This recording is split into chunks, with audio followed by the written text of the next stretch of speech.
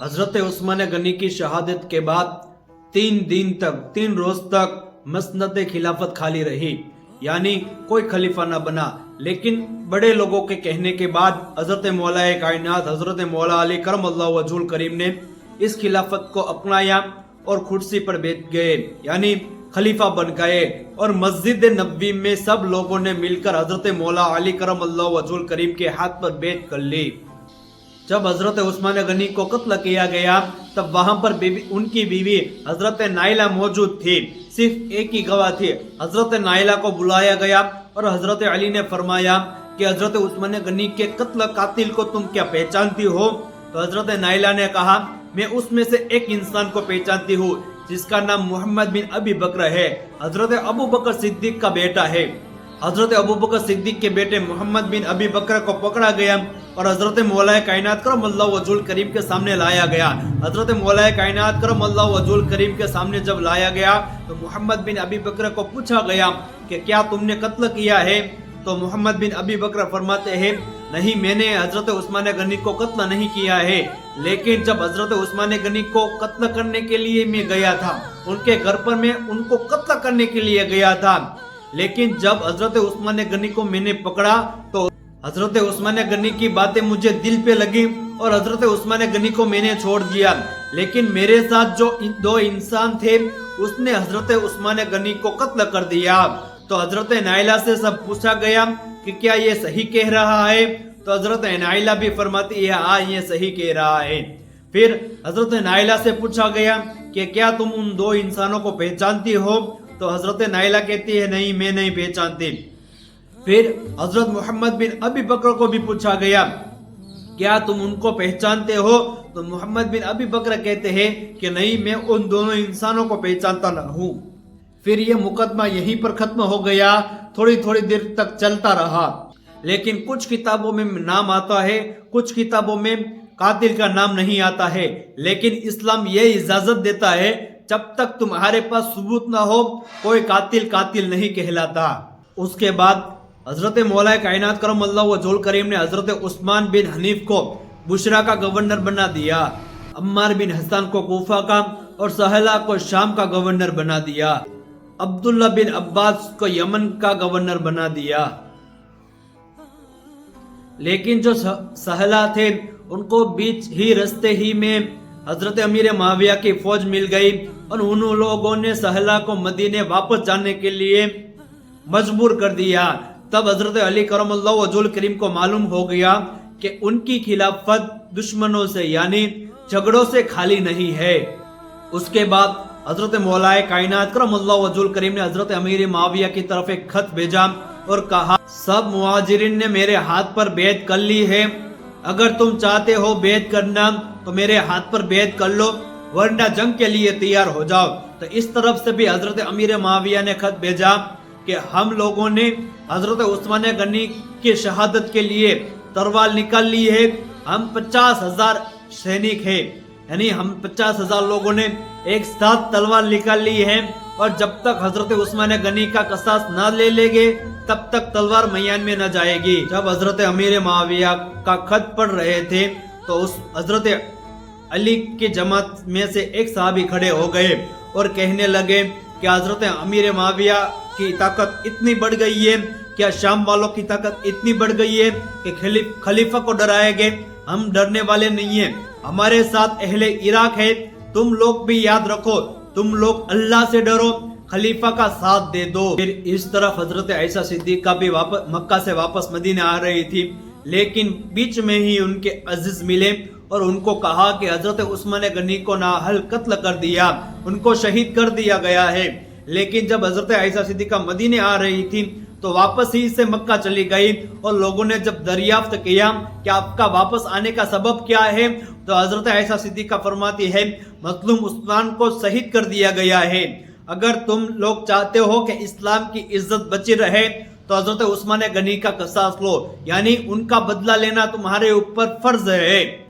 फिर हजरत आयशा सिद्दीका के पास हजरत अली करमल्लाहु वजहुल करीम के पास इजाजत लेकर हजरत तलहा और हजरत जुबैर मक्का चले गए। मक्का जाने के बाद हजरत आयशा सिद्दीका से मिले और हजरत आयशा सिद्दीका से जब मिले तो हजरत आयशा सिद्दीका ने पूछा, क्या हजरत उस्मान गनी को कत्ल कर दिया गया है, क्या उनका कसास लिया गया है? तो हजरत जुबैर हजरत तलहा कहते हैं नहीं, उनका कसास नहीं लिया गया है। जो हजरत आयशा सिद्दीका ने बात सुनी थी वो पक्की हो गई, लेकिन जब हजरत आयशा सिद्दीका बाहर निकली, जमा करना शुरू किया और लोगों को कहने लगे कि हजरत उस्मान गनी का कसास लेना तुम लोगों को पर फर्ज है, कसास लेकर तुम लोग इस्लाम की इज्जत बचा लेना। हजरत आयशा सिद्दीका भी इन लोगों के बातों में आ गई थी। इस तरफ बात ये थी कि हजरत करमल्लाहु वजहुल करीम खिलाफत की गद्दी पर यानी खलीफा बन गए। हजरत उस्मान गनी का कातिलों का कुछ पता न चला और जो मुनाफिकत थे उन लोगों ने ये बात, अभी मुनाफिक की बाजार गर्म थी, मुनाफिक बहुत थे लोग, के लोगों ने कहना शुरू कर दिया कि हजरत उस्मान गनी का नाहल हक मारा है हजरत मौला अली ने, हजरत मौला अली ने नाहल हक मारा है हजरत उस्मान गनी का। लोगों ने इस बातों को सुनकर हजरत अमीर मोमिनीन हजरत आयशा सिद्दीका भी उन लोगों की बात में आ गए और लोगों को जमा करना शुरू किया। लेकिन जब मक्का में मुनाफिकत जो मुशरिकी लोग थे वो लोग बहुत खुश हो गए और हजरत आयशा सिद्दीका के साथ जमा होकर लोग हजरत अली करमल्लाहु वजहुल करीम के साथ युद्ध करने के लिए यानी जंग करने के लिए तैयार हो गए और हजरत आयशा ने यहाँ पर लोगों को जमा करना शुरू किया। पर जो मुनाफिकत लोग थे उन लोगों के दिल में बहुत खुशी थी। लोगों ने सोचा कि सबसे पहले हम इराक जाकर माले गनीमत लेके उस पर हक जमाएंगे, फिर इराक, बशरा, यमन, वहां के लोगों को अपनी तरफ माइल कर लेंगे। फिर इस तरफ हजरत अली करमल्लाहु वजहुल करीम को मालूम हुआ कि मेरे खिलाफ जंग का ऐलान कर दिया गया है, यानी मक्का में तैयारी शुरू हो गई है। फिर हजरत मौलाए कायनात करमल्लाहु वजहुल करीम ने लोगों को बुलाया और कहा कि हमें इराक की तरफ जाना है, हमें इराक की तरफ जाना है। हजरत मौला अली करमल्लाहु वजहुल करीम जब इराक की तरफ जाना शुरू किया तो जो बड़े बड़े सहाबी थे उन्होंने हजरत मौला अली करमल्लाहु वजहुल करीम को रोक दिया और कहा कि जब हजरत उमर के वक्त में बड़ी बड़ी जंगें आई, बड़ी बड़ी ऐसी मुसीबतें आई, लेकिन हजरत उमर ने मदीना नहीं छोड़ा, आप भी मदीना ना छोड़े। लेकिन हजरत मौला अली करमल्लाहु वजहुल करीम ने उन लोगों को समझाया कि अभी ये वक्त है ना, मुनाफिकत का वक्त चल रहा है, अगर हम न जाएंगे लोग सबसे पहले पहुंच जाएंगे और वहां माले गनीमत पर हमला कर देंगे, यानी अपने अंडर ले लेंगे, हमें जाना जरूरी है। बड़े बड़े सहाबी को वहां मदीने में छोड़ा और हजरत मौला अली करमल्लाहु वजहुल करीम उनके साथियों को लेकर इराक पहुंच गए। इराक पहुंचते ही माले गनीमत अपने अंदर ले लिया और इराक के लोगों को अपने आप पर माइल कर लिया और अपने हाथ पर बैत करवा ली। फिर वहां जाकर मालूम हुआ कि हजरत तलहा और हजरत जुबैर बुशरा पहुंच गए हैं और बसरा जाकर कनू सईद के अलावा तमाम लोगों ने उनके हाथ पर बैत कर ली है। फिर उसके बाद हजरत मौलाए कायनात करमल्लाहु वजहुल करीम ने हजरत इमाम हसन को एक सहाबी के साथ भेजा और कहा कि तुम कूफे की तरफ चले जाओ, कूफा जाकर उन लोगों को मेरे हाथ पर बैत करा लो। जब हजरत इमाम हसन कूफा पहुंचे तो वहां पर मस्जिद में तकरीर शुरू थी। हजरत अबू मूसा हजारों के सामने तकरीर फरमा रहे थे। तो हजरत इमाम हसन जब पहुंचे तो हजरत अबू मूसा को मिंबर से उतार लिया और कहा कि तुम्हें जहां जाना है वहां चले जाओ, हमें तुम्हारी कुछ परवाह नहीं है। हजरत इमाम हसन मिंबर पर खड़े रहे और हजरत इमाम हसन ने तकरीर करना शुरू की। जब तकरीर करना शुरू की तो उसमें से एक सहाबी हजरत हजर जो बुजुर्ग सहाबी थे उन्होंने हजरत इमाम हसन के हाथ पर बैत कर ली और लोगों को कहने लगे कि तुम लोग भी बैत कर लो। हजरत अमीरुल मोमिनीन हजरत अली करमल्लाहु वजहुल करीम ने अपने बेटे को बेचकर तुम लोगों को दावत आम दी है। लोगों ने एक साथ 9,500 लोगों ने हजरत इमाम हसन के हाथ पर बैत कर ली और दूसरे ही सुबह 9,500 का लश्कर लेकर हजरत इमाम हसन निकल गए और हजरत अली के साथ मिल गए। फिर जब फौज मिल गई तो हजरत मौला अली करमल्लाहु वजहुल करीम ने बुशरा तरफ का रुख किया, लेकिन तब बुशरा में 3 गुरु यानी 3 ग्रुप में बटे हुए लोग थे। एक ग्रुप ऐसा था, ना हजरत आयशा सिद्दीका के पास था, ना हजरत मौला अली के साथ था, लेकिन दूसरा ग्रुप ये था कि हजरत मौला अली के साथ था, और तीसरा ग्रुप ये था कि हजरत आयशा सिद्दीका के पास था। ये जंग की तैयारी देखकर जो पहला ग्रुप था, उन लोगों ने दोनों में सुलह करवाने की बहुत कोशिश की, लेकिन सुलह हो न पाए। उसके बाद इस तरफ हजरत आयशा सिद्दीका भी जंग करना ना चाहती थी, इस तरफ हजरत मौला अली करमल्लाहु वजहुल करीम भी जंग करना ना चाहते थे। लेकिन जब बात हो गई, रात का वक्त आया, जब रात का वक्त आया तो लोग सो रहे थे, लेकिन जो मुनाफिकत के लोग थे उसके दिल में ये ख्याल आया, अगर इन दोनों में सुलह हो गई तो हमारी खैर नहीं है, हम पकड़े जाएंगे, क्योंकि वो हजरत उस्मान गनी के कातिल थे, हजरत उस्मान गनी के कातिल थे। उसके बाद उन लोगों ने हजरत आयशा सिद्दीका के ऊपर हमला कर दिया है, यानी जो उनका ग्रुप था उनके ऊपर हमला कर दिया।